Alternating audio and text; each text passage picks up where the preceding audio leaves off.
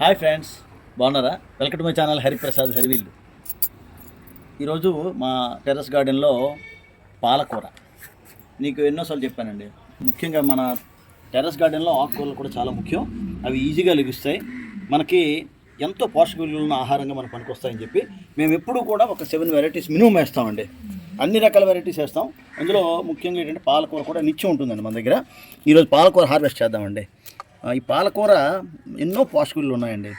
దీన్ని మనం ఏమీ లేదండి, ఇలా కట్ చేసుకుంటే మళ్ళీ మనకి అది చక్కగా మనం సరైన ఫెర్టిలైజర్ ఇస్తే మళ్ళీ అయిపోతుందండి. మనకు తెలుసు కదా, మనం ఒక కూరగా చేసుకోవచ్చు, వేపుడు చేసుకొని, లేదంటే ఒక పులుసుగా చేసుకోవచ్చు, పప్పులో వేసుకోవచ్చు. ఏ విధంగా వేసుకున్నా ఆ పోషక విలువలు మనకి వెళ్తాయండి. ఆ విధంగా మనకి టెర్రస్ గార్డెన్లో పాలకూర ప్రతి టెర్రస్ గార్డెన్లో ఉండేటట్టుగా చూసుకోవాలండి ఇది.